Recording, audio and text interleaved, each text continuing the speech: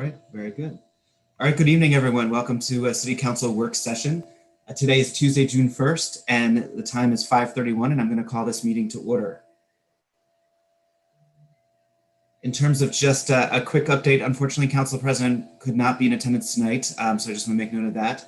And then I will go ahead and move to a roll call. Kirk, would you handle that as well? Yep, Mr. Allett. Present. Ms. Bowers. Present. Ms. Daniels. Ms. Green. Present. Mr. Madsen. Mr. Majors. Here. Ms. Williams. All right, thank you.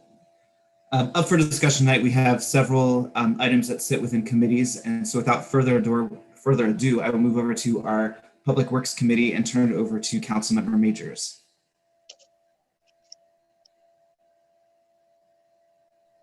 Okay, sorry. Thank you, Vice President Allen. Yeah, so this is a meeting of the Public Works Committee. We have two items in front of us today. First is Resolution 38 of 2021, which I'll read into the record. A resolution authorizing the City of Harrisburg to enter into an easement agreement with Crown and Castle Fiber LLC for the purpose of installing underground fiber optic cable within various public rights of way and Riverfront Park for the Penn National Insurance Building. And who from the administration will be providing us with an overview? Councilman Majors, Jeffrey Knight, Planning Director here. All right, thank you, Mr. Knight. Go ahead and proceed. Okay, before I begin, I want to make sure that Mr. Shive is here. Okay, I do see him on the in the room there. So before City Council tonight is a request for a proposal to install a private utility easement within the public right-of-way, which involves requesting easements to install 210 feet of fiber optic cable inside a 2-inch conduit within various public rights-of-way and Riverfront Park. The line will run from the rear of the property at 2 North 2nd Street, just to the south of City Hall here, northwest along River Alley, at which point it will run southwest along Strawberry Street, then crossing Front Street into Riverfront Park. The line will connect to an underground Verizon vault in Riverfront Park near the intersection of Front Street and Market Street. And this vault was also used to tie into for another similar project that was done about 3 or 4 years ago with UPMC running a similar private line up across along Front Street and Riverfront Park. So pretty straightforward request. They'll be digging up the street, a small trench to be able to run this conduit and the cables to connect to the underground Verizon vault. The Planning Bureau and the Planning Commission both recommended that the City Council approve the request with the following conditions. The applicant will work with the city engineer and Parks and Recreation Department to ensure that no damage occurs to any of the Riverfront Park infrastructure.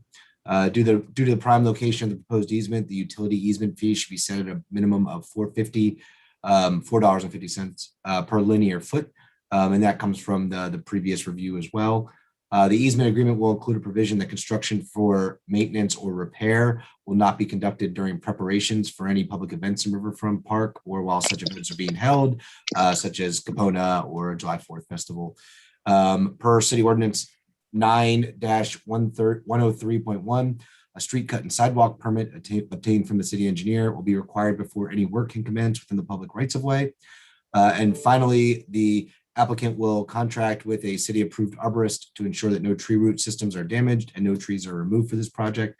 I don't think that should be an issue for the current footprint of the project, but we just want to make sure that the excavating work doesn't impact the health of trees along in Riverfront Park. And the Planning Bureau and the Planning Commission both recommend that the City Council approve the request for the following reasons. Proposed cables are being run by the applicant, so no investment from or work on behalf of the city is required. And this cable easement will allow the business to expand its capacity for information and data to better serve more clients and customers. And with that, I can hand it back to you, Councilman Majors. Okay, thank you. And Mr. Shive, you have anything additional to add, or as I see you're on the meeting, I just want to make sure before I open it up to questions from my colleagues. No, I just want to say thank you for Jeffrey. He nailed it. It's a pretty straightforward application, and we just appreciate working with the city on this project and moving forward. I have my construction manager Linda Weiss on with me. If you do have any questions, we'd be happy to answer them. Okay, I will open it up to questions from my colleagues. I will start, I guess, with to my right, if we were on the dais, with Councilwoman Daniels. Do you have any questions? Yes. So, Jeff, could you remind me, the last time we did these, wasn't it $7 per linear foot? I don't believe so. I pretty much copied and pasted the recommendations from that report for this project, just because the projects were so similar. So I believe it was $4.50 as a linear foot.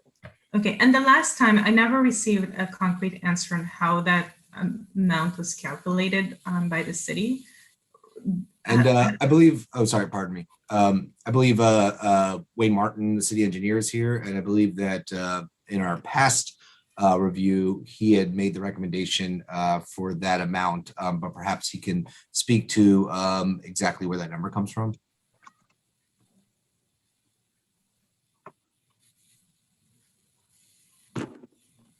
I'm sorry. Yeah, the question about the amount per linear foot for the easement. I'm not 100% sure what the amount of the last one was, but the one Jeff's referring to, the case report he's referring to, was also along riverfront. So there was an amount for an easement determined within the public right of way.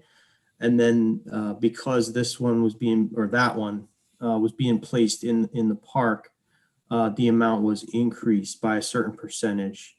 That was a recommendation from, the solicitor's office and my office, a joint recommendation to increase the amount for a private easement in a park setting.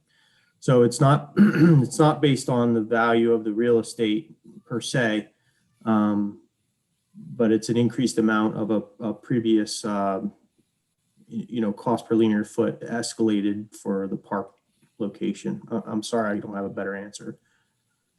Yeah, because one of the things, how deep do the cables run?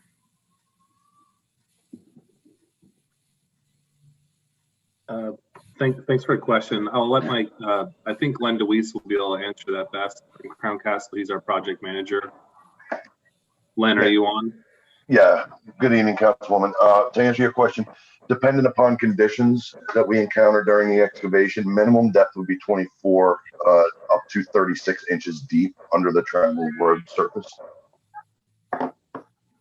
Okay, because one of the things that, so I would like a clear answer on the methodology for the amount, because, sometimes our workers have to work around those cables. And, I was looking the other day, there was a project, and I looked at kind of the different flags, and I was like, if one employee has to work around that many things, right, that adds hours to their work time. So that easement might be a little bit more costly to us than we think. So I would just like to have a greater sense of how people came up to that number. So I will give you exactly how we calculated the number previously. I can go back and research that. I don't necessarily agree with the methodology that was used, but I will say that the depth that they just quoted, we would never allow something that shallow in the city park. That's absolutely not going to work for us. I mean, someone driving a tent stake in the ground would sever a fiber optic cable. That's not going to work. So they're going to have to go quite a bit deeper than that for sure. Wait, so repeat that. So the 24-30 inches is too shallow. Correct. Yeah. So with the previous project, do you remember how deep they went? They were underneath. Yeah, they were under the tree roots, so they were, 6-7 feet down at least. Okay. Okay, so at some point, if you could email me the methodology and that's it for me. Thank you. Thank you, Councilwoman Daniels, and yes, Mr. Martin, if you could provide us with that methodology so we can share it with everyone, that'd be appreciated. Next would be Vice President Allen. Do you have any questions? Yeah, just a quick question about like impact in along Front Street in terms of, is there a time frame at which Front Street would need to be closed down or narrowed in terms of lanes, and like how would that all work out from the, I'm always particularly tuned into Front Street in that area in terms of how prone it is to traffic delays and issues. There we go. So, Vice President, that Front Street being controlled by Penndot will be required to maintain the Penndot traffic control specs, as well as any work requirements, working hour requirements they maintain. So if they dictate to us that we will need to work at night, we will work during the nighttime hours to limit the impact on the traffic. But we also will be more than willing to sit down and work with the city in any way, shape, or form to make sure that we're not impacting. How long do you think that impact would be? Is that like scheduled for like one night of work, or is it multiple nights, or?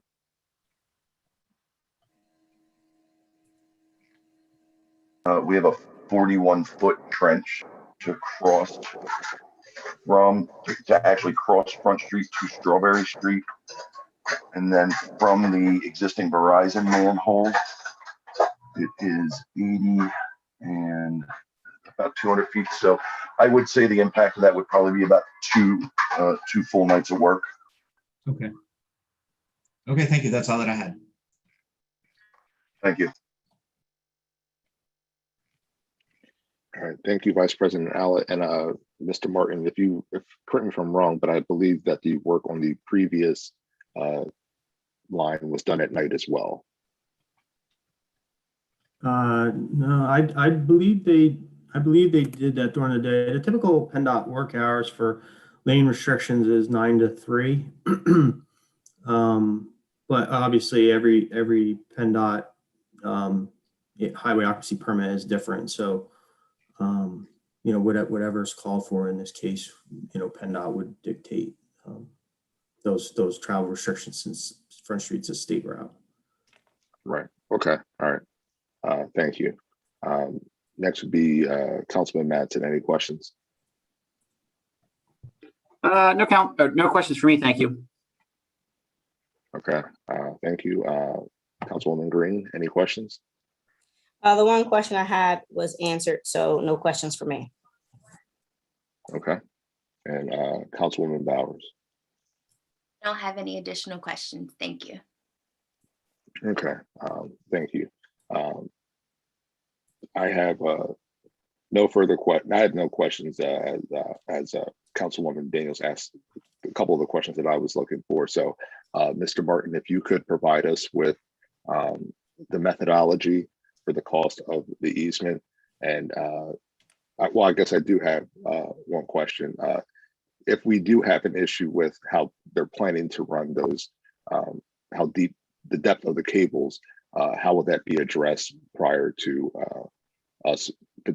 How is that going to be addressed prior to us potentially taking a vote on this? Is that something that you will be working with the applicant on, or do we need to also consult with PennDOT on that as well? So I would work with the applicant on the actual depths, the proposed depths, and in turn we'd have to work with all other existing utilities in that area. So if we know perhaps electric is at 36 inches and gas is at 48 inches or whatever, vice versa, we got to shoot underneath underneath those utilities.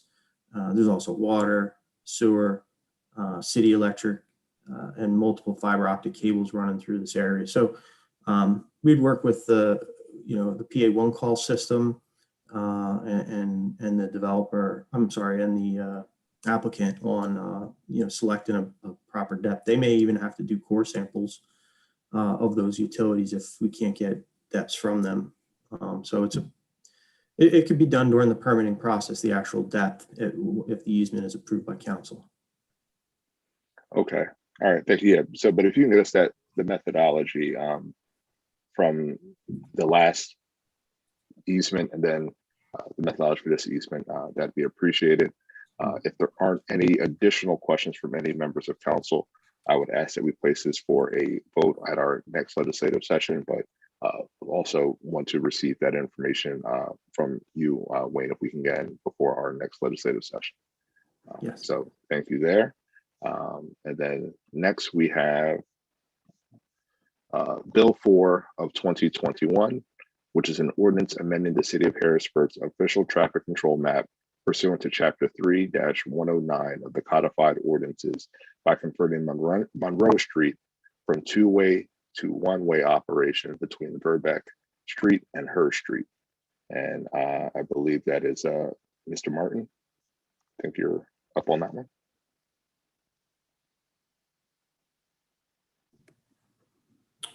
I'm sorry, Jeff, did you? Was that Jeff?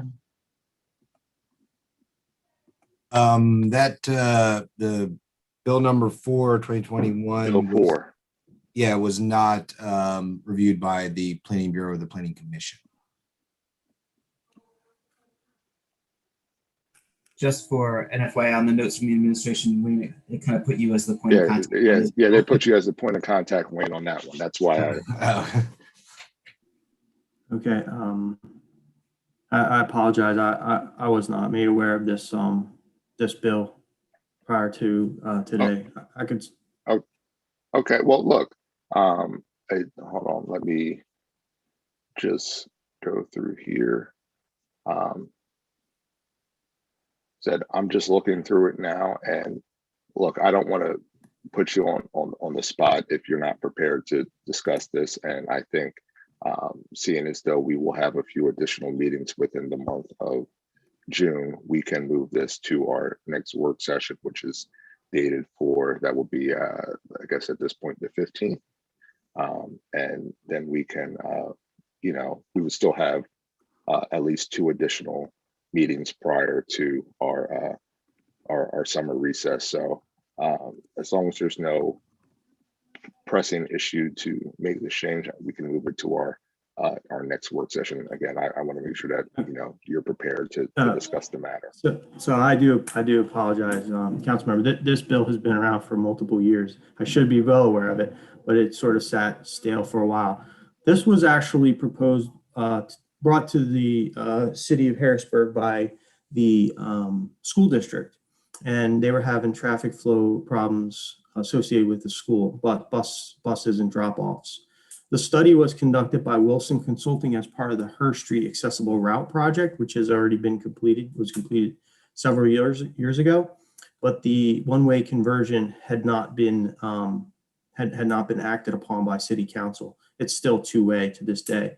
Now during COVID, everything sort of fell stale because the school commuting was delayed or what have you. Not necessarily an issue during COVID, but we brought this up to try to address it prior to the fall. So I apologize. I had to jog my memory while you're talking, but I am very familiar with this. We did the traffic study. The traffic study should be attached and included with the petition along with the signing and pavement marking. And as far as I'm concerned, there's no issues with it. We did, circulate it internally, Public Works and what have you, and we didn't have any concern at that time. Now, this was a couple of years ago. But I can certainly answer questions on it. I'm sorry. I didn't know this was coming up for the agenda today. I would have prepared better. Okay. All right. Well, that's fine then as well. If you're comfortable with us moving forward and asking questions, so I will go the opposite way then. And I'm glad to hear that was brought up by the school district, because that was one of my concerns. Was one of my questions was who was the one that was looking to initiate this, and I understand since it's right down there by the school. So we'll start with Councilwoman Bowers. Do you have any questions on the conversion? No, thank you. But thanks, Wayne, for sharing the details that you did regarding the school district's interest. I appreciate it. And if I might, there's also a daycare. I don't know that I'd call it a charter school, but there's also a daycare at the intersection of Cameron that's also impacted and have been very vocal about needing to address traffic flow in that area. Thank you. Thank you. All right. Councilwoman Green, any questions? The one question I have, you kind of answered already. You said about the daycare, but have any other stakeholders been contacted about this conversion, and what was their input? That's a great question. There are no other stakeholders that have been contacted. There is a service center at HER that we would need to contact and try to mitigate any any concerns they have. I think they use a lot of the on-street parking for service center work, which may or may not be completely legal, but that's the one that one entity that we should and will reach out to prior to converting it. But I think most of the other entities, I think the school is the predominant property that's affected by the conversion. Actually, I take it back. There's two service centers, one on HER and one right on Cameron as well. All right, that's the only question I have. If you could get us that information when you reach out to them, so that Yes. we get their input on it. Yes, will do. Thank you. All right, thank you. Councilman Madsen. No questions for me, thank you. Vice President Allen. I have no additional questions at this time. Okay, and yeah, so, well, I know there used to be there was a service center and like another little shop that was right there as well, on that corner. So you'll be reaching out to all those entities to see if they have any concerns, or will you be doing that prior to next week, or that will be if this conversion is approved? We can reach out. I can reach out to them this week. We can go now that I know the conversion is on the table for a vote. I can reach out to them and let them know if it is placed on the agenda. If they have any objections, they can register to make public comment at the legislative session where the vote comes up. And if they just have concerns that we can address through signage or what have you, then we could always just amend the amend the plan with better signage or what have you. Okay. All right, thank you. And I'll also do some outreach as well in that area just to see if there's any concerns from any of the business owners or property owners there. But if there aren't any additional questions from members of council, seeing none. Oh, sorry, Councilwoman Daniels. My apologies. It's okay. Everyone asked the questions already. Okay. So if there aren't any additional questions, I will ask that Bill 4 be placed on for a vote at our next legislative session. With that concludes the work of the Public Works Committee, and I'll turn it back over to Vice President Allen. Thank you, Councilmember Majors. We actually moved to Budget and Finance, of which I will chair this portion of the meeting. Up for discussion is Resolution 41 of 2021. Kirk, would you mind reading that into record? Sure. Resolution 41 of 2021 is a resolution approving the third proposed 2021 budget reallocation. All right. Thank you very much. I'm assuming, Mark, are you handling kind of discussion on this? Actually, I think it's me, Councilman. Gotcha. All right, Neil. So as part of our AMBAC matters that the council had voted on, both on the defeasance and the forbearance liability documents, we have to go back and look and certify that the money originally borrowed is still being put to a taxpayer use. If it had built this building, that would be an easy question, but it didn't build this building. It had a whole laundry list of things in the original financing documents it could be used for, and we know that it wasn't enough money to use it for all of them. The city's record keeping back then, up through the year 2001, and these were 1990 financing documents, was converted to microfilm. And we have to search the microfilm for literally receipts of how the money was paid out.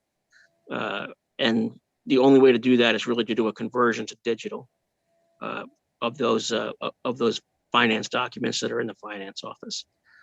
It's something we should have a piece of equipment for anyway. In the long term, the city has hundreds of microfilm documents all over, and they're not really indexed in any usable way. So, but the difference, the delta right now is estimated to be between $750,000 and $800,000 if we can't make a certification that they're being put to taxable use.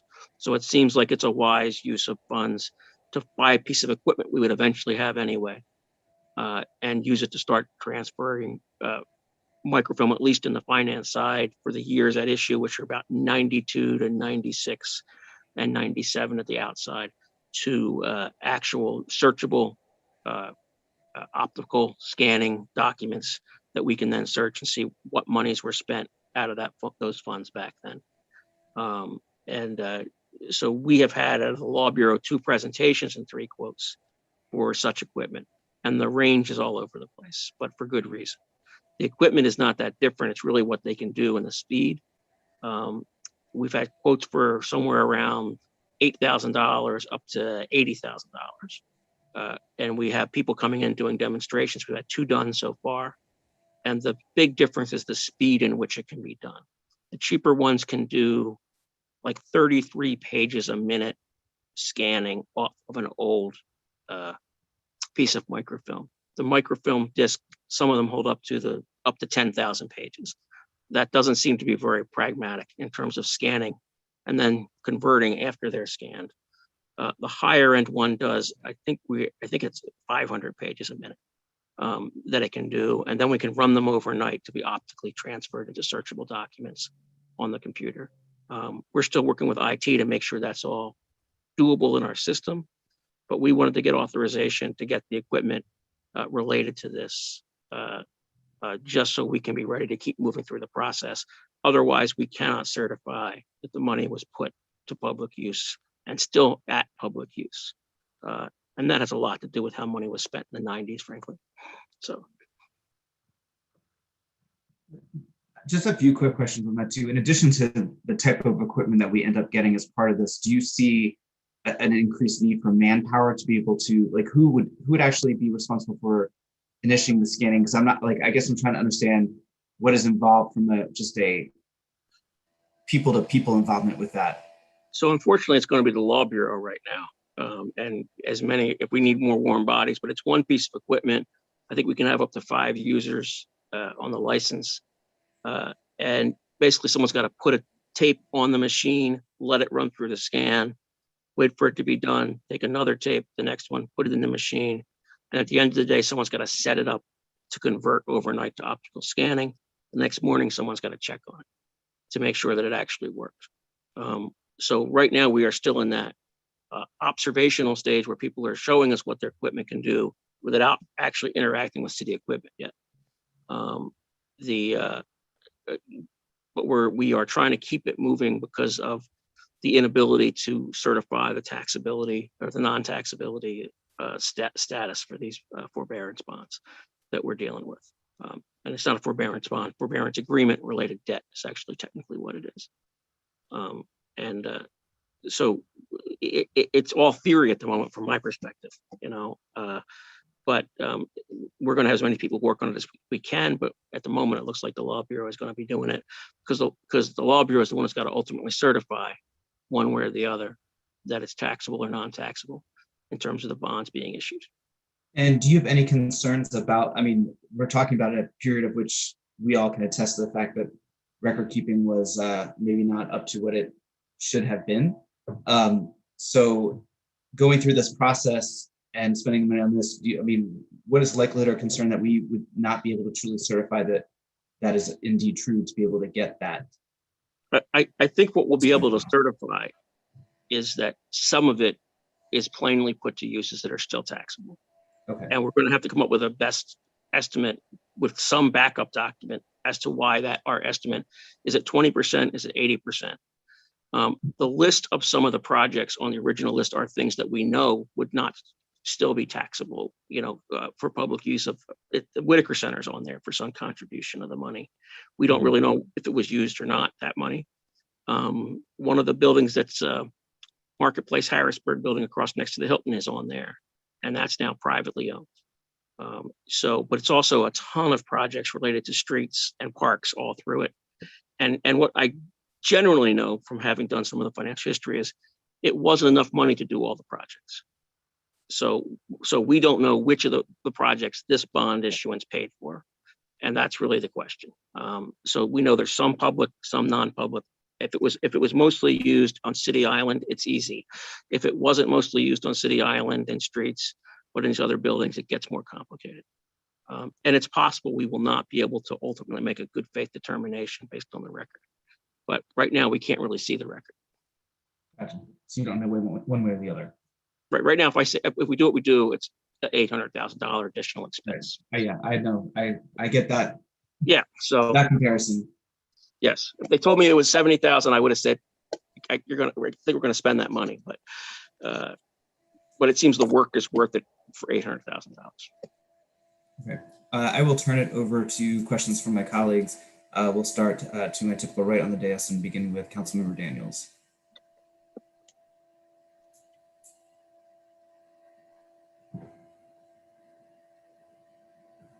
Okay, so besides this project, do you anticipate the equipment being used for anything else or being integrated into our standard operating procedures? I would hope so. Once in a while, we will have old documents. For example, the police have things on microfilm from way back when. And they used to have a microfilm reader themselves. There is things in Treasury. There are things in I believe some in engineering, but I'm not positive they're still there, that are microfilm, and finance, and the Law Bureau has other sets of documents. So the idea is, I think we'd ultimately be using it anyway. Microfilm, as they explain, has a longer shelf life than anything else. And if they had kept a good index of what they did back then to paper documents and kept them in storage, that'd have been fine. We understand the concept of why they saved them on microfilm, so it couldn't be damaged as easily as paper, but it's unsearchable at the moment. And so we would hope to have then a dual system where we don't need the old paper. We have microfilm and we have a digital file that matches up with it. And we have an index of what we did. And that's just going to be slow, labor intensive, long-term in terms of document management.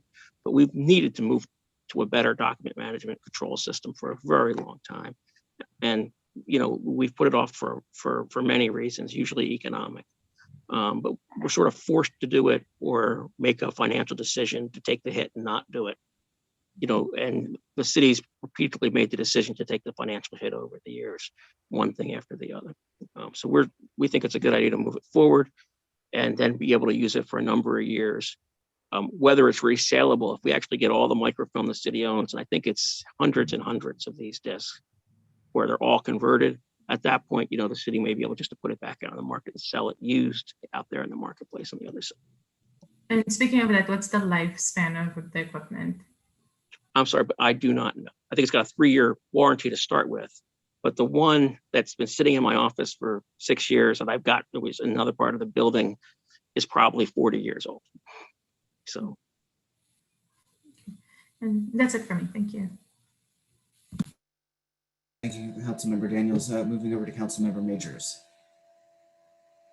Thank you, Councilwoman Daniels. As the main question I was going to ask, but I think so. In terms of, so you're getting multitudes of a few different quotes from a few different folks that can provide the equipment. Are they looking to make any of it? When you say searchable, are you looking? Is it like word searchable, or is it just by document and title? Because I know some of the documents that we received look like they're printed, a scanned in copy of something, so it's not as easily searchable in terms of being able to do text searches. So are we looking at different types of equipment that could do that potential text search, or is it just a straight conversion from that microfilm to so PDF? you could use the piece of equipment to search series of these pieces of film if you wanted to. And the film is basically an image of a piece of paper. You know, each page, the idea is it converts it to a PDF that is searchable. So you're not altering the original image in any way. And it has its limits. If someone hand wrote notes on a letter, it's not going to convert that to optically scanned searchable information. And we'd still have the image on the microfilm from where it came, but the text of it would be searchable for the body of the document. Right now, in the mainframe, as I understand it, system, the only searchable thing for most of the old documents is title, and there was no naming protocol in place in the city. So what one person will call a document in codes, another person in police might call it something different. Someone might call it a 402 report and someone else might call it noise, and so it's very hard to know how to search those in any clear way. Okay. All right. Thank you. And I just think that, all right, now my other question is more on an IT side. So, but I would hope that if we're going to, look at this, that we would work on just some sort of naming protocol on the documents moving forward. Because if we're going to use it for a multitude of the other microfilm documents, it just to have a better sense of all the database. Because I know with the work I did when we were on the Harrisburg Authority Forensic Audit, looking at a lot of some documents was very difficult. So, but no further questions at this time. Thanks. Thank you. Moving over to Councilmember Mattson. No questions for me, thanks. All right, Councilmember Green. I don't have any questions on this. Thank you. All right, Councilmember Bowers. Thank you. Just one question, and it's likely maybe for IT, but Mr. Grover, knowing that we are, I guess, still migrating from the old mainframe, do we know if this equipment will play well with the mainframe, or that's not a concern? I don't believe it's a concern. IT's been involved in one of the presentations with us and raised a number of the questions on its usability. But once it's in a different format than microfilm, it's much more friendly to almost everything we have in terms of usability. Okay. Thank you. I don't have any other questions. Thanks. Thank you. I do not have any other questions. We'll go ahead and put this on the agenda for next week's legislative session. Thank you. All right, that concludes business within the Budget and Finance Committee. I will also cover the business of the Administration Committee, and that moves on to Resolution 42 of 2021. Kirk, would you go ahead and read that into record? Resolution 42 of 2021 is a resolution authorizing the city engineer, Wayne Martin, and the city grant manager, Rebecca Ballmer, to act as the city's authorized representatives for the Multimodal Transportation Fund grant for the Courthouse Connection Project. All right, thank you. And I understand we have both Rebecca and Wayne still on the line. Who wants to go first, offer some recommendation? We'll start with you, Rebecca.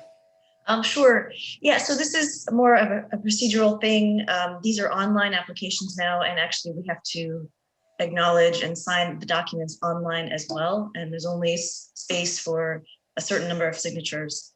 So since the city has to have both mayor and controller signing, we've determined over the last couple of years, it's been just a little bit more efficient for either myself to sign on behalf of the mayor, controller, myself, and whoever is the person from the department that's most involved with the grant to sign. So that's what that is.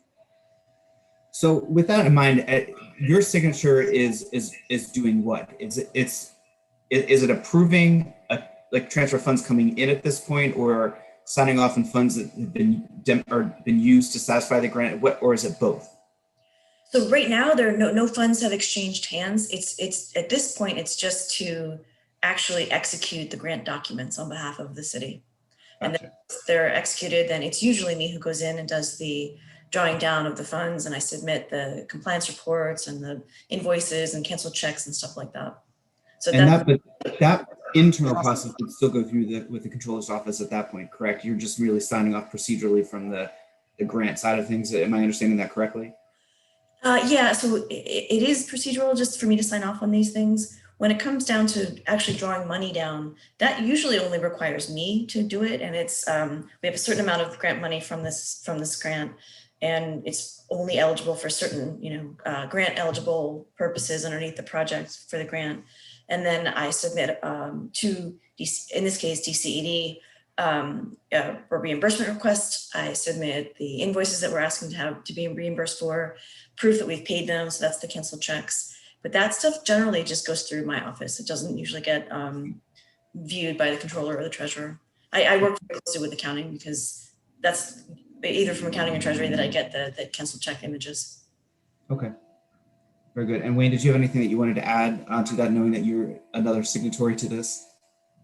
No, I mean, like I think Rebecca covered it. It's pretty administrative in nature. The grant agreement will be circulated to the solicitor's office and, approved all the verbiage and whatnot. So we just basically log in because there's only a few of us that have the doc grants login, username, password type thing. Make sure that, what's electronic is exactly what was approved, paper copy, passed around, solicitor's office and whatnot, and go ahead and execute in that document. And then your question about the controllers and stuff, that all goes through the actual procurement process. So the city's expenditure will be approved. The reimbursement gets approved by the grantor, and we receive our funds. So the deposit of those funds, I guess, would go through the treasurer's office. But okay, very good. My only concern looking at, I just want to make sure we weren't really changing any internal processes of checks and balances in there, but it sounds like that is not the case. I'm going to turn it over to questions from my colleagues. This time we'll start down at the other end of the dais and begin with Councilmember Bowers. I don't have any questions. Thank you. All right, Councilmember Green. No questions for me. Thank you. All right, Councilmember Mattson. No questions for me. Thank you. All right, Councilmember Majors.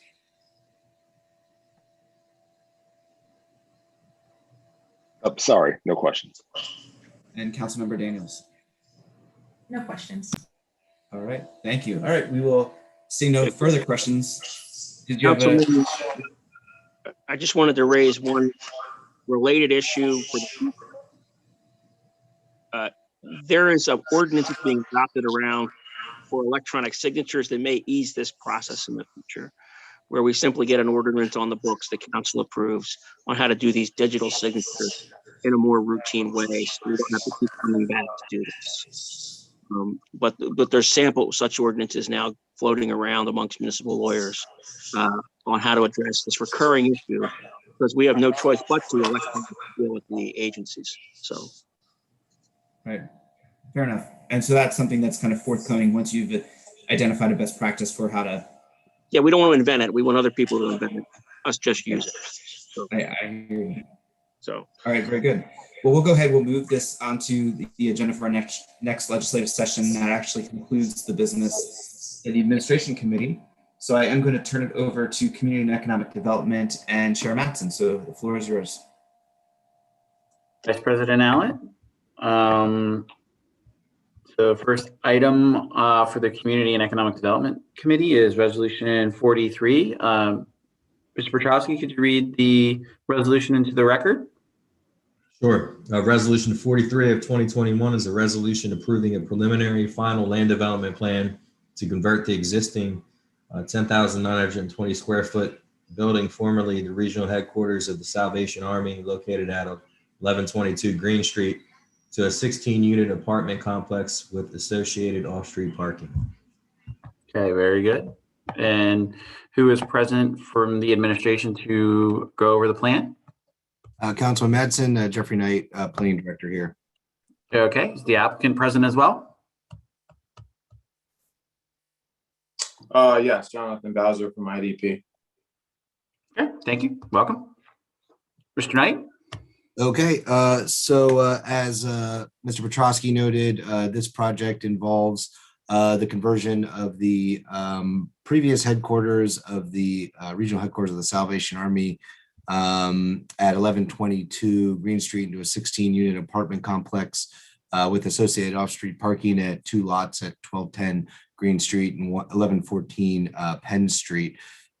This project property is kind of has a long history. Back in March of 2020, there was another proposal for a redevelopment of this property for 25 units, and that project didn't end up going forward, but we were heartened to see that another proposal came forward shortly thereafter from Mr. Bowser regarding a proposal for a slightly less denser 16-unit apartment building. This project necessitated some zoning relief, which was approved by the zoning hearing board, I believe, for proposed use of a multifamily dwelling and for the density regulations in section 7-307.3 of the zoning code. Again, the applicant did receive those approvals from the zoning hearing board. And so in the May meeting, they submitted the requisite land development plan application and got approval from the Planning Commission. So the Planning Commission and the Planning Bureau both recommend that the request be approved with the following conditions. All of the conditions from the zoning hearing board decision from January 25th, 2021 meeting shall be included in the project and incorporated into the final plan sets. And I think the main one that came out of that was tying the parking lots themselves to the principal property at 1122 Green Street to just ensure that those would not be treated like standalone parking lot uses that could then be converted into commercial use, that the spaces within them would be assigned to the units within the building itself. The final plan set shall include a note that the parking areas depicted on this plan shall be only for tenants of the apartment complex. The applicant will submit a certificate of appropriateness application and receive approval from HARB for all proposed exterior alterations to the building and site. I believe the applicant is awaiting final approval for the land development plan before moving forward with the HARB review. The applicant will coordinate with the Department of Public Works to confirm the appropriate size and location of refuse collection on site and update the building accounts to reflect the new use. I believe they had a refuse container screening on the backside of a small one-story building that's in the parking lot at 1210 Green Street. I'm not sure if the refuse collection will remain there, but that's something that the applicant can work out with the Department of Public Works to ensure that the location helps them to efficiently collect trash and access that area.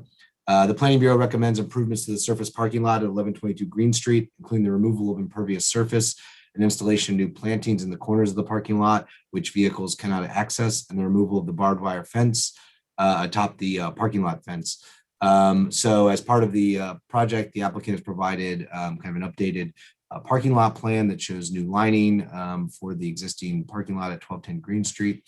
And in the corners of those parking areas where you can't have like two vehicles, having to move through one another, we're just recommending that they maybe consider putting in some plant screenings or something along that line, mainly to handle stormwater runoff, but maybe to provide some beautification and maybe planting a tree in those areas. That's not something that would be required by the zoning code, but it is something we just recommend considering if they're not going to be able to put a parking space there. And then finally, the last condition was the Planning Bureau supports the applicant's proposal to utilize a small garage on the property at 1210 Green Street for active transportation storage for residents of the building. The Planning Bureau would further recommend the installation of publicly accessible bike racks underneath either or both the two building awnings on either side of Cumberland Street. So there's an awning off of that small little building garage, and then there's an awning off the entrance into the building from Cumberland Street, and either would be a good place to install a couple bike racks for people who may be visiting tenants of the apartment complex or the tenants themselves, being that they are sheltered. And I believe there were bike racks underneath the awning and adjacent to the garage back when the Salvation Army was there. So we would just recommend that they look to install those in that location. The Planning Commission and the Planning Bureau both recommend the City Council approve the request for the following reasons. The proposed adaptive reuse of the structure will transfer 3 substantial properties from a tax-exempt organization, the Salvation Army, to a tax-paying entity, thereby providing economic benefits to the city. The proposed project is an appropriate adaptive reuse of the vacant Salvation Army building, which will bring new residential units in a variety of layouts, including loft configurations and 1 and 2 bedroom units, to increase the housing inventory in the Midtown neighborhood and bring a diversity of options to the local market. The use is harmonious and compatible with the surrounding neighborhood and will not detract from the character of the community. The proposed project will ensure the continued occupancy and maintenance of a unique historic property. And finally, in contrast to many other such conversions and adaptive reuse projects in recent years, the applicant has secured the necessary off-street parking to meet the requirements of the zoning code. As such, the proposal will not have to request relief from the off-street parking regulations and should be able to manage parking associated with the new use. This will help mitigate potential adverse impacts on the on-street parking situation in the immediate neighborhood. Great, thank you. Does the applicant have anything they'd like to add? Not at this time. Thank you. Okay, thank you. Well, I was glad to hear that parking was being addressed. I know that's an issue for that section of the community or the city. Couple follow-up questions I had is, will there be any opportunities for local MWBE participation? Has the applicant been given the list, given that we know, our small business director position is vacant? But Mr. Bowser, have you received that list? Are you willing to put out some opportunities for local contractors to bid on the project? Sure. I don't recall receiving a copy of the list. However, we do plan to use minority and women businesses. We do on a lot of our projects already. So I would see that continuing on this one. Okay. And then as you navigate the project, would you be willing to share any opportunities for MWB or local small businesses to bid on the project? Yes. Okay, thank you. Please share that with our economic development team. And if you could forward it to our clerk as well, so we can share it, council can share it out through our network as well, to make sure you got a lot of variety in terms of participation. Will any of the units be below market rate? No, at this point, we're planning for all 16 units to be market rate. Okay, and on just how much would that cost the average tenant, just for out of curiosity? It depends on the size of the unit, but anywhere from probably about 800 to 1,200 a month, give or take, somewhere in that range. And a lot of that has to do with the size of the units, which would be a mix of studio, 1 bedroom, and maybe 1 or 2 2-bedroom units. Okay, and these are all apartments, they're not condominiums or anything like that. That's correct, they're apartments. Okay.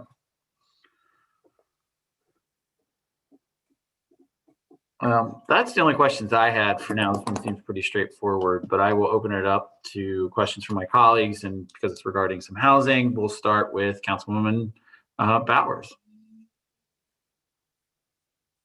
Thank you, Councilman Madsen. I just have one question. Good evening, Mr. Bowser. As you may know, the city recently passed an affordable housing legislative package, and within the package, it would be a requirement that developers strongly consider at least 20% of the units proposed to be affordable. I was just curious to know, is there an opportunity here for you all to participate, or is that not an option at all? Sure. Thank you. I think that's a good question. I think it will depend. I don't know what the median numbers are in the city in particular. I know we're in other communities where we haven't done affordable housing. However, we've made our apartment units affordable. And so for us, I'm just broad stroke this a little bit, but if we're anywhere from, I think, probably $800 a month to, I think, $1,000, give or take, depending on where you're at, and you guys probably know this better than I do in the city, by a lot of matrix, that is considered affordable. This is how we're financing this project will be all private money. So we don't have any public money or any affordable housing money from PFHA or other sources. And so I think to answer your question, Councilwoman Bowers, our hope is to make it affordable to the neighborhood and to the city to the best of our ability. And I think we'll know that as we continue to move through the process a little bit more. But the intent is to have some units that are in that $800 range, which in a lot of communities is considered affordable. Okay, thank you. Mm-hmm. Okay, so is that it? That's Yep. it. I All don't right. have any other questions. All right. Thank you for that. Councilwoman Green? I don't have any questions. Thank you. Okay. Vice President Allett? So just clarifying, I know, Jeff, you were talking through addressing parking. How was it addressed? I was trying to read through the resolution and listen at the same time, so I apologize if you repeat yourself, but how was because I know, as Dave mentioned too, that it's such a congested area for housing. So I'm just thinking, how is that coordinated and in a way that would kind of help in that particular stretch of streets? Yes, so I believe between the two parking lots that are associated with this property, and I believe sold as part of the principal lot, there are about 35 parking units at 16 dwelling units. They would be required to have 19 parking spaces. So they essentially have twice as much parking as they're required to have.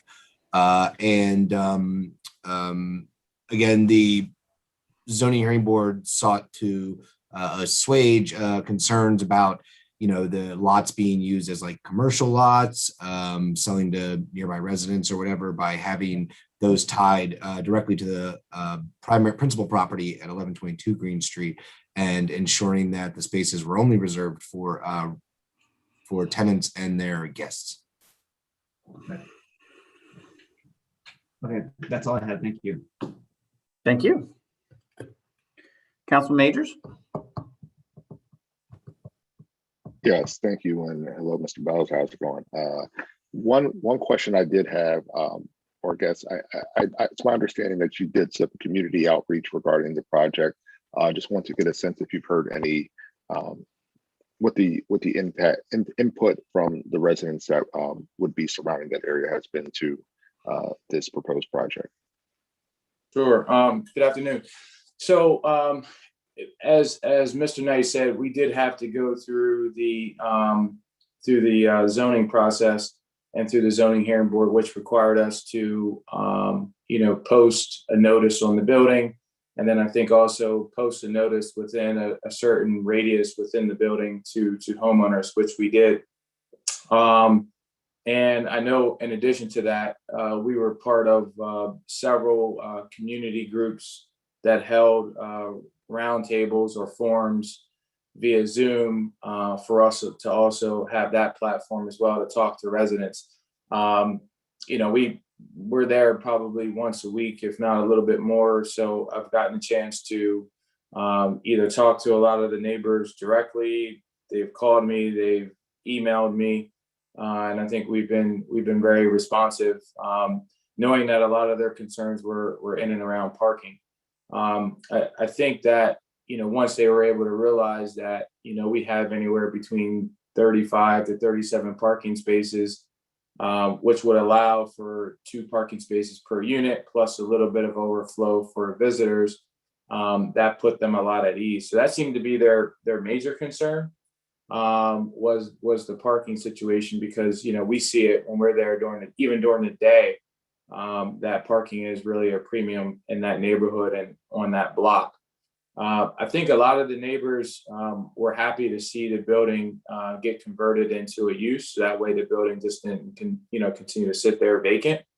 Luckily, there hasn't been a lot of vandalism right there. So that's been good because it's well secured with cameras and the such. But I think a lot of people were happy to get it back into use. We're going to keep the exterior character of the building, and just maybe make some slight improvements to it, which I think, again, we're all positives for a lot of the neighbors. And I think that the density question of us reducing the density from the previous proposal of 25 down to 16, a lot of that came from us talking to neighbors and other stakeholders about what would be acceptable. So that's kind of been our outreach probably since last fall up until this point.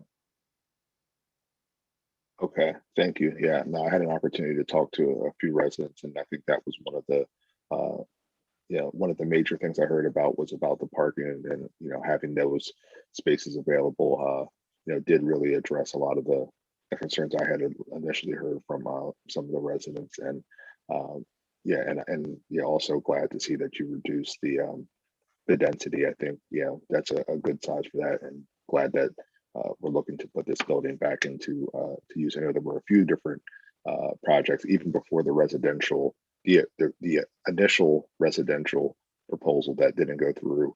I know they were looking at maybe using it as a church or some other types of facility, but getting it back to use in that neighborhood is going to be great. So just want to thank you for the opportunity, and no further questions at this time, Chair. Thank you. Thank you, Councilman Majors. Councilwoman Daniels? Questions are on, yes, thank you. Okay. All right, well, if there's no other further questions, we will put up this resolution for a vote at our next legislative session. Thank you. Thank you. Okay. The next resolution for the Community and Economic Development Committee is Resolution 44 of 2021. Mr. Petrowski, could you read Resolution 44 into the record? Yes, Resolution 44 of 2021 is a resolution approving a preliminary and final subdivision and land development plan consisting of a subdivision of 238, 248 Hummel Street, and the construction of 6 single-family townhomes located at 238, 248 Hummel Street and 1216 Kittatinny Street. Okay, Mr. Knight, are you going to be going over the project on behalf of the administration again? Yes, I will, Councilman Madsen. I believe both Mr. Lenker, the applicant, and Mr. Sapin, the project engineer, are in attendance today. So the application before City Council is, as Mr. Petrowski noted, a proposal to construct 6 single-family townhomes along with associated site and access improvement. This is for the properties that are currently addressed as 238 to 248 Hummel Street, as well as 1216 Kittatinny Street. 238 to 248 Hummel Street were demolished over the past few years. They were in a pretty bad state of repair, and so they were taken down. And I believe the property at 248 Hummel Street was recently purchased by the applicant with the intention to demolish that as well. And in their place along Hummel Street will be 5 single-family row homes that will be constructed, and then there will be an additional detached detached townhome at 1216 Kittatinny Street. And then they'll have additional site improvements and access improvements, such as stoops constructed onto the front of the front entrances along Hummel Street, as well as off-street parking pads in the rear of 4 of the 5 properties along Hummel Street. The reason they're not able to put parking pads in the 5th property and at 1216 Kittatinny Street is that the 5th Hummel Street property does not have actual access to Nectarine Street behind these properties. And then the rear of the property at 1216 Kittatinny Street will be too small to accommodate an off-street parking pad. So 4 of the 6 units will have off-street parking areas, but under the previous configuration of the properties, none of them had off-street parking in the rear of the properties. So this will actually be bringing 4 new off-street parking spaces to the neighborhood, and hopefully addressing concerns about the impact on on-street parking. In addition to the actual development that will occur on site, because they're transforming 6 parcels to 5 parcels along Hummel Street. This also involves a lot consolidation and subdivision of those lots as part of this project too. So I know that Tri-County Housing Development Corporation has been working on this particular area for a while. They've been fixing up homes up and down this street. And I believe this is in one of the areas where I believe City Council or the administration had proposed a focus on public safety and security in recent months. And so this will kind of all tie in together where you have new development, new units coming online along with these public investments. So with that being said, the Planning Bureau and the Planning Commission both recommended that the City Council approve the request with the following conditions. The applicant will receive approval from the Zoning Hearing Board for the accompanying variance and special exception applications, and they did receive that approval. The applicant will install landscape screening along the northern and southern boundaries of the row homes along Hummel Street and on the eastern boundary of the townhome on Kittatinny Street as required by section 7-307.11C of the zoning code. So that would just be a low line of arbor vitae or something like that to screen the new development from existing residential units. The applicant will coordinate with the city engineer to ensure that all new sidewalks will be in conformance with ADA requirements. A lot of the infrastructure up there is in pretty bad repair. So having this new project coming in to also help reconstruct the sidewalks will be a benefit, not just to tenants of the property, but to the existing residents of the neighborhood. The Planning Bureau would recommend the applicant consider including sloping access paths or ramps into the rear of the units to allow for ADA accessibility to the buildings. So as noted, the front entrances will have stepped stoops, but believe the applicant is intending on putting ramps into the rear of the properties so that they're ADA accessible. And then finally, the applicant will provide an easement application for administrative review of the proposed stoops, providing access to the front entrances of the proposed units. So those front stoops will be in the public right of way. And I believe we've already been in contact with the applicants about working through that easement application, which would be an administrative review. So, we feel that the applicant is working with us to meet the conditions of approval. And the Planning Bureau and Planning Commission both recommend that City Council approve the request for the following reasons. Proposed project will result in the development of currently vacant properties with quality affordable housing, meeting an urgent need in the city generally and the neighborhood specifically. The project will be constructed such that the building design, massing, and site configuration will represent compatible infill development that maintains the character of the surrounding neighborhood. The project will result in the enhancement of the surrounding rights of way, including the improvement of ADA compliant sidewalks along Hummel Street and Kittatinny Street. And finally, the project provides off-street parking spaces for 4 of the proposed 6 units, which did not exist for the row home units previously on site, meaning that the project will mitigate a common concern of new development, specifically the impact on street parking for existing residents of the surrounding neighborhood. Okay. Does the applicant have anything they would like to add? Good evening, Councilman Madison and all council members. Only that this project has been a very long time coming.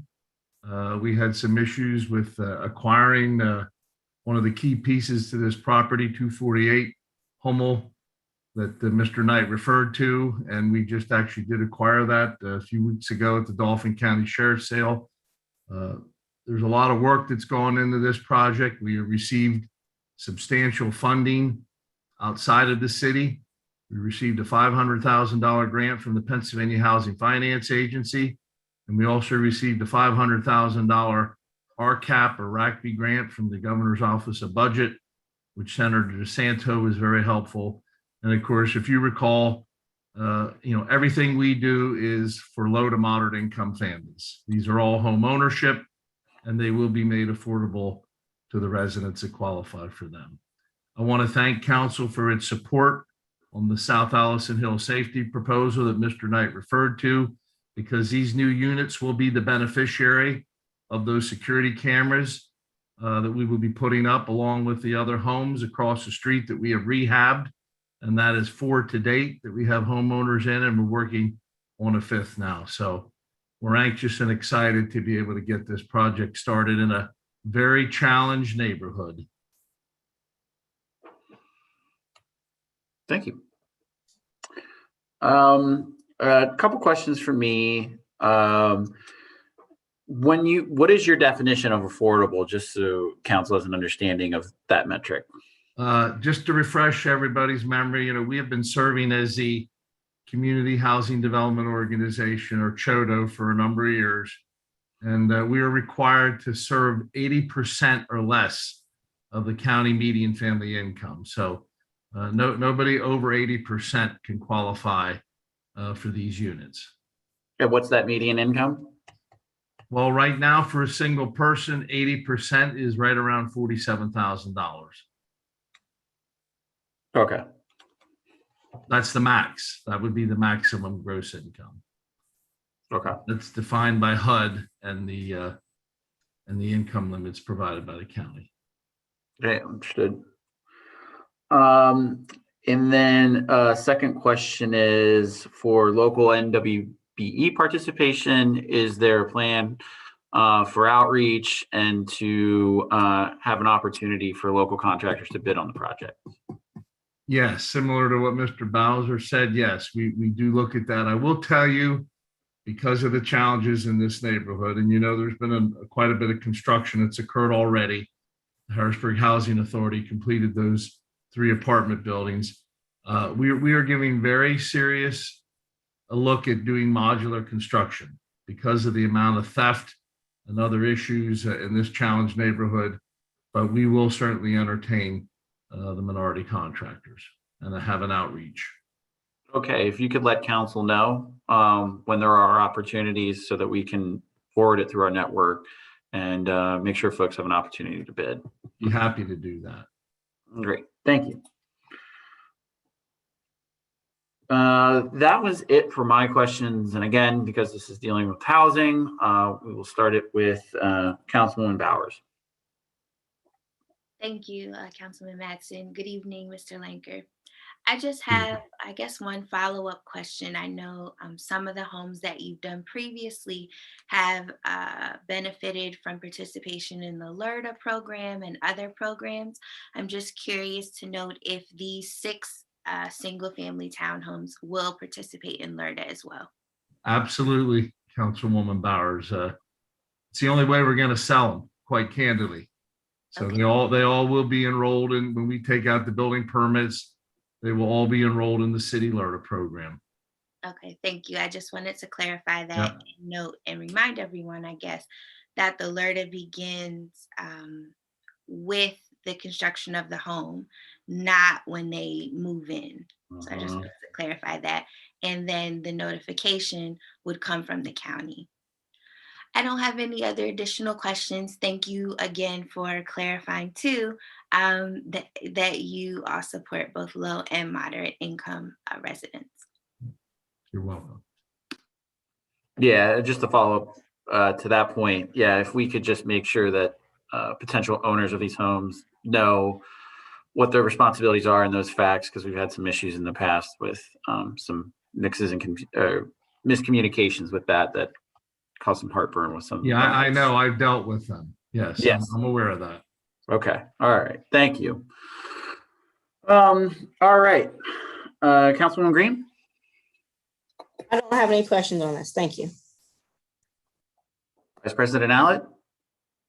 Yeah, I don't have any additional questions. I've always been eager to hear the work that Gary, you and Tri-County HDC is doing up on that section of the city, and taking some spaces and turning them into livable spaces for important members of our community. So I think that's it's exciting to see this continue.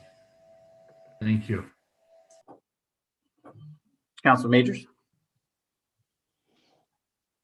Thank you. Yes. So, with the discussion of, with your discussion about potentially utilizing modular construction, what type of, will there be any jobs for that would be available or bid opportunities in the city if you're going to move to modular construction, which will be, they'll likely be bringing in, prefab for certain, portions of the project? Well, just for clarification, I'm not looking at doing everything in the future that way. It's just this particular project we're giving serious Right, consideration. right. No, I'm speaking specifically to this project. No, Yeah. I understand. I know you're not talking about every project that you get. You're Yeah. specifically talking about. We still specifically would on that have street. opportunities for site work, for foundations, for plumbing. There's still things that need to be done when they're modular. You still have to put the heating systems in. They're pre-wired, but they still have to have heating systems put in and plumbing connected. So there are a number of opportunities still remaining out there for trades folks. Okay, and then in terms of a timeline, how long from approval to construction do you think it'll take for this project? Well, we are really being pressed on this RCAP grant. So I am looking to be breaking ground hopefully by the end of summer, if not sooner. So whatever information, again, if there is a list of folks we're to reach out to, I would appreciate getting that, because we will be putting our bid packages together, I would say, in the next 30 to 45 days, probably. Oh, okay. All right. Thank you. No further questions at this time. Thank you for that. Councilman Daniels? Yeah, just for clarification, so Nectarine Street it's a really tiny alley, almost like a paper street that doesn't have parking, right, Jeff? Yes, Nectarine Street is pretty narrow, but it does provide access. It is wide enough to provide vehicular access to the rear of lots that abut the street. Okay. Okay. That was it. I just wanted to make sure I had the layout correct in my head. That's it for me. Thank you. Okay, thank you for that. Were there any other additional questions or comments? Okay, hearing none, we'll move the resolution forward for a vote at our next legislative session. And that'll conclude the business for the Community Economic Development Committee. Back to you, Vice President Allen. Thank you. So prior to moving to public comment, I just wanted I put an update today when I spoke to Council President on the phone, and she wanted me to share this. And I think we'll try to share this continually at our next few work sessions, as well as council meetings regarding the public comment function and sending in a comment ahead of time. Council President's determined that she encourages members of the community to continue to email comments and questions into the city, and it will be considered part of the public record, but would not be read into record during our council meetings per her discretion on that. So one of the things I think it's going to be important to determine, and I know there's been a lot of questions, comments, and concerns about follow-up once comments has been submitted, whether it was in writing or during our public session. And so I think something to think about. I know there's times when we don't know the answers when the question is asked, and we have to defer to the administration. And I think we have to determine and work out the best way to make sure that questions can get answered and either disseminated back in a public way, whether being at the next follow-up meeting, or whether there's a written area we can put somewhere to address this, or make sure that the information can flow back and forth. So I know there's still some, I feel like, I don't want to call them kinks, but things that need to be worked out. But I think it's just important to note that we need to determine the best way to make sure that information is flowing two ways and questions are getting answered that the public raises, because they are valid and they're important. But, and I know council members know this too, but if it's a question that we can't answer, council members should always feel free to follow up based on their committee responsibilities and shares that they have to be able to help make sure that information gets communicated back in the right forum.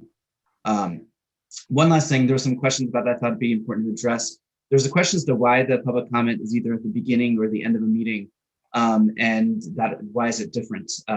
So we typically have public comment at the end of our work session meetings because it's after legislation has been introduced and discussed for the first time. So that allows for the information to get disseminated, and then allows for questions to be asked or additional clarification to be asked at the end of those meetings.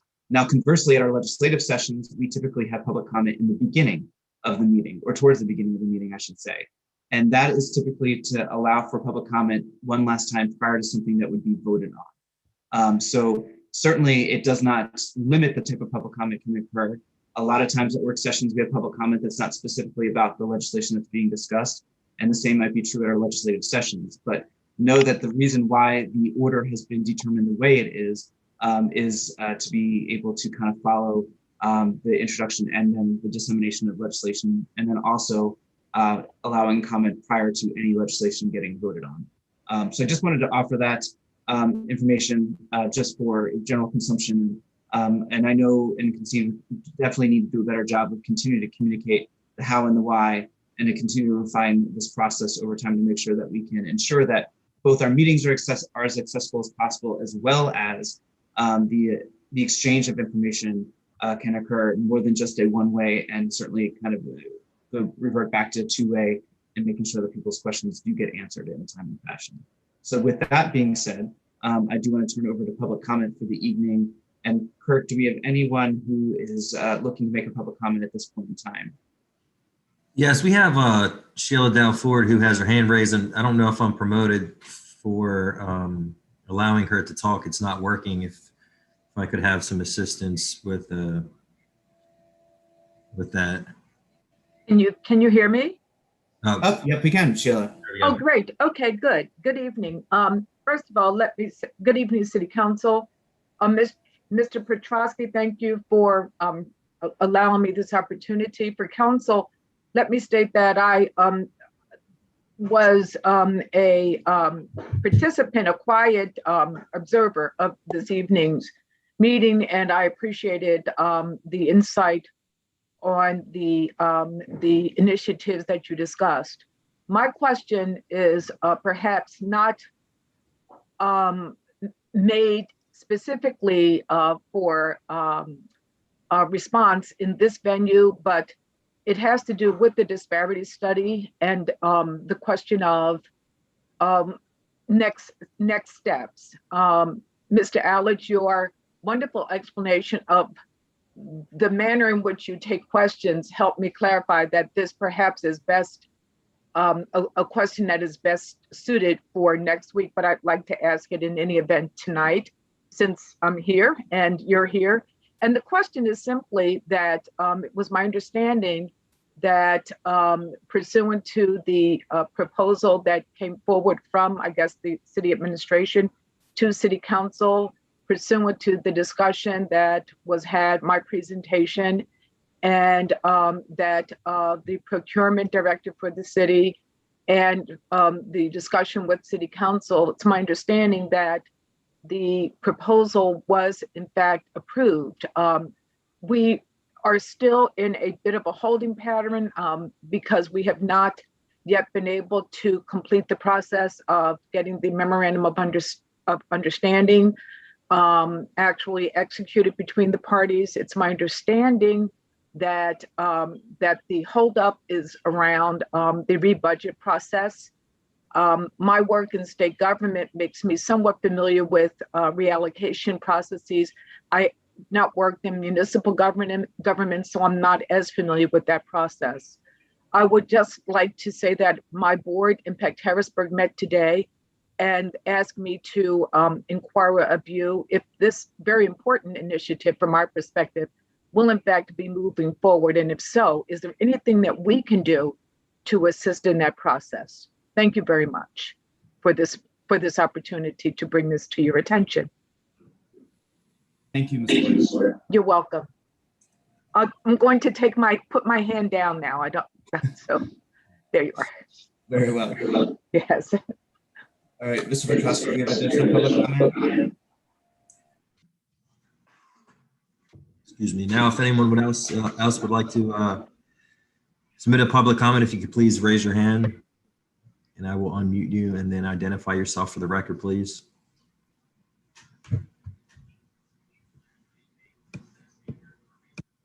I see Pamela Parson has a hand raised. Yes, I do. Thank you, Mr. Allett. My name is Pamela Parson. I'm South Allison Hill, Holly Street. Just want to remind folks about the discussion about housing affordability. and that an $800 a month rent, if one is wanting to stay at 30% of income, is not accessible to a large portion of people in Harrisburg. You would have to be making over $15 an hour. And we know that most people don't. I don't make that. And I have a skilled job in long-term care. So just like to remind you that we're not just talking about people who are flipping burgers here. We are talking about real people who have to make real decisions based on where things are and what they actually make. So that if we're just throwing around things like 80% of median income, the majority of people don't know what that is. And to truly understand that, that needs to be translated down to the amount of income that you make, your hourly wage. What you're really talking about at $800 is people in entry-level jobs working on the Hill. You're not talking about people who are already here.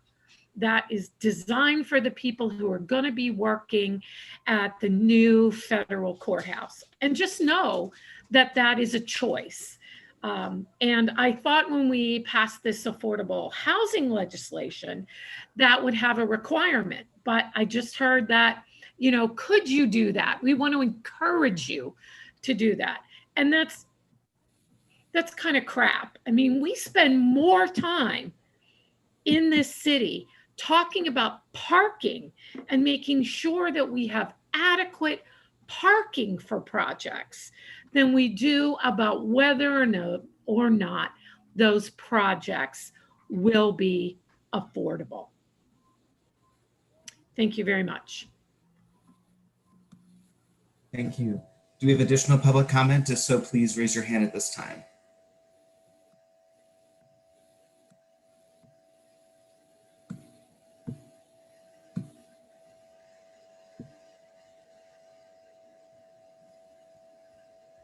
Any additional public comment?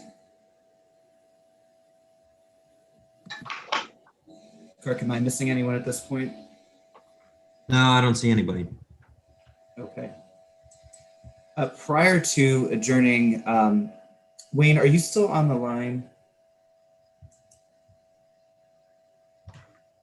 Yes, I am. Yes, I am. Oh, there he is. Okay.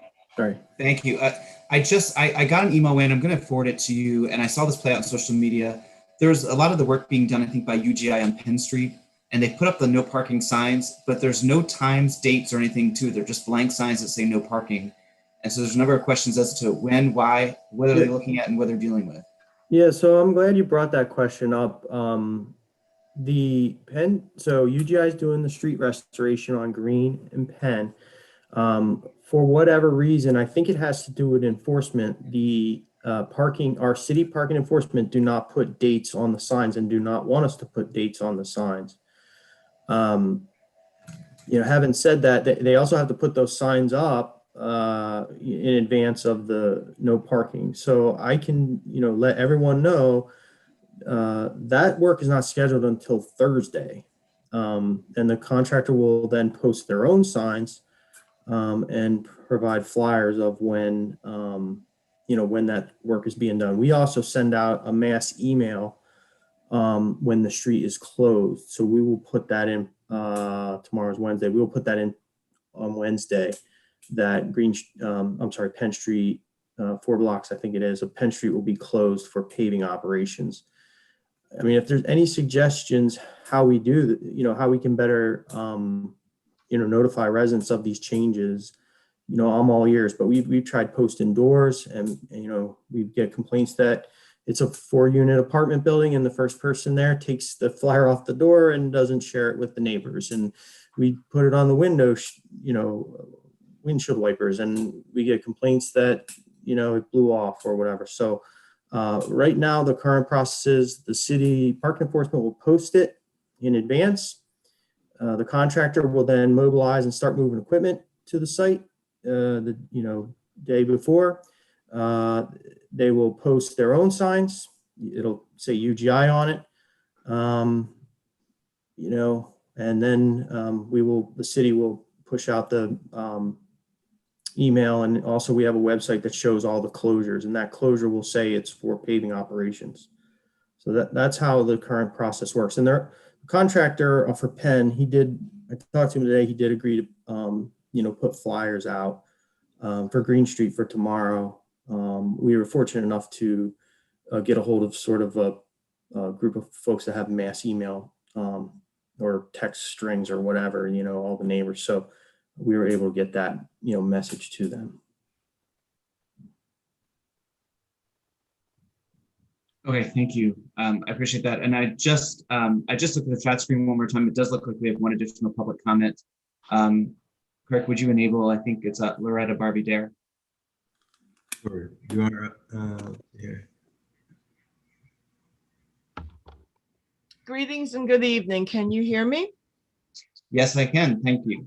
Oh, thank you, Vice President Allen and the rest of council. And I appreciate you giving me this time to speak. I actually was not going to speak until you brought up that last point.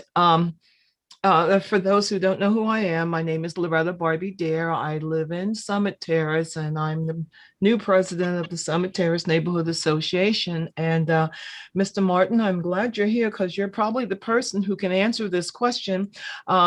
Since you're speaking about utilities coming through and doing work without any type of placard, there has been an incredible amount of activity on Bailey Street starting last Wednesday or Thursday. I actually have to go check to see the date on my camera because I took pictures. There was like a bucket truck that had came through. Had a Bell South logo on the side, but it was completely faded that if you weren't near the truck, you probably wouldn't be able to tell what it was. And these folks were putting these silver brackets on each of the telephone poles on Bailey. And then they went down to the end, turned on 12th, and I'm assuming they went down through there. I asked the one person that was actually operating the bucket and driving the truck, what they were doing. I said, "Oh, you're not here for the street lights, are you?" And they're like, no, we're replacing some wiring for your telephone service. I'm like, okay, well, many of us have different types of telephone, Comcast or Verizon. We didn't know you were coming through. But they came through, and then today they came through, and there is a thick cable.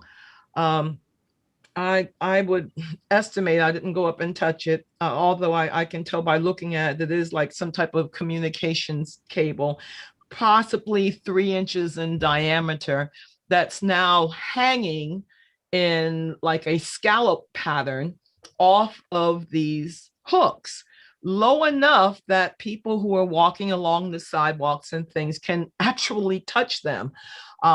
There's one section that's near Summit and Bailey where the scoop or the hang down was so low, they went up and tied a string in the middle of it to try to pull it back up to where they want this height.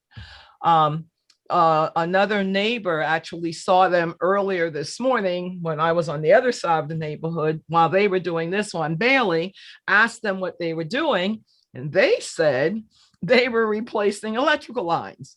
And I know they're not replacing electrical lines. Those lines are way too low for electrical lines. They're not on top of the pole. They're not by any of the transformers, the buckets.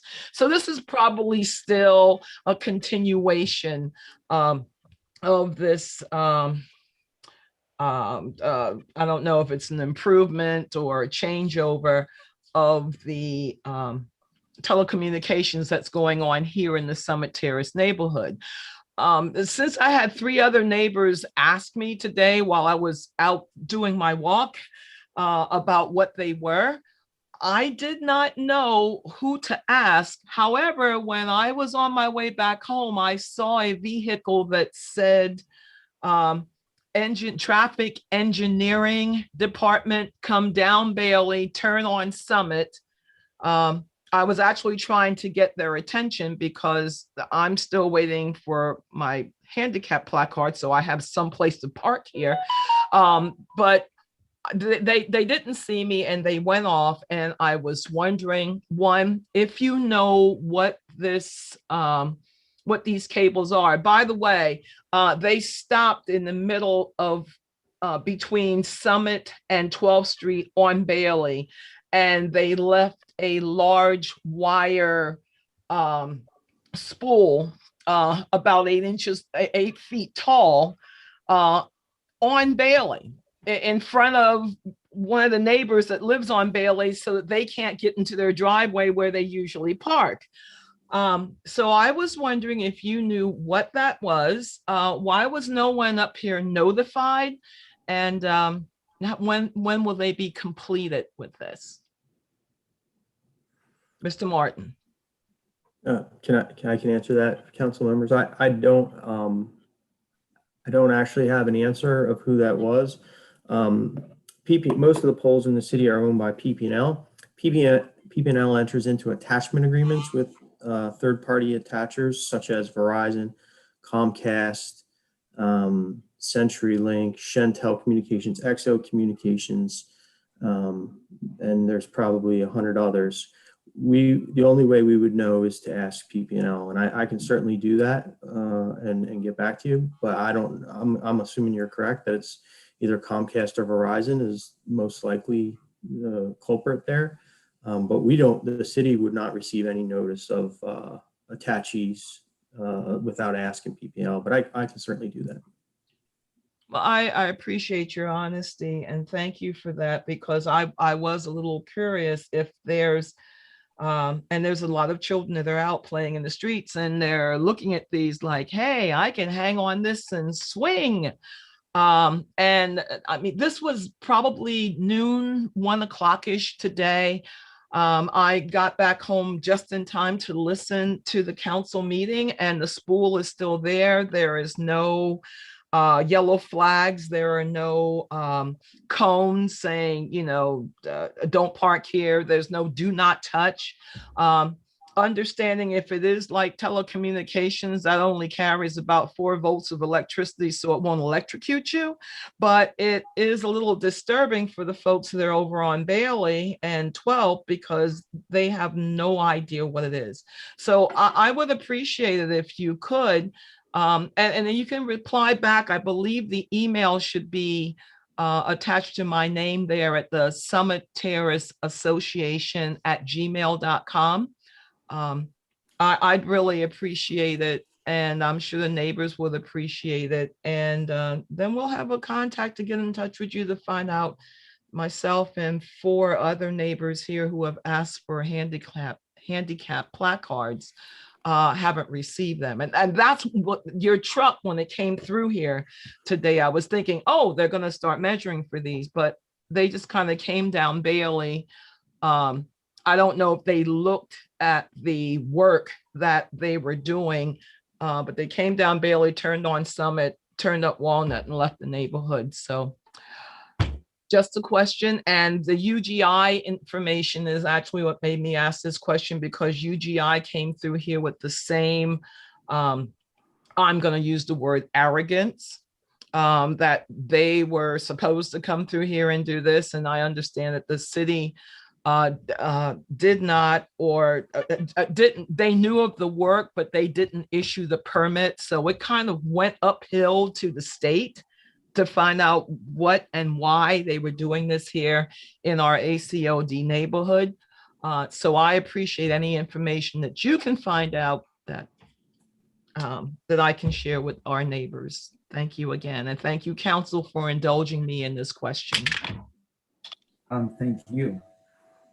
Just one more check for any additional public comment at this time. If so, please raise your hand.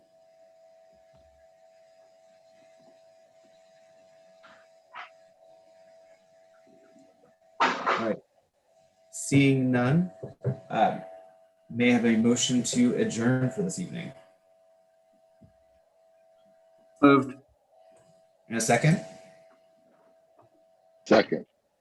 All right, thanks everybody. Meeting is adjourned. Have a great evening.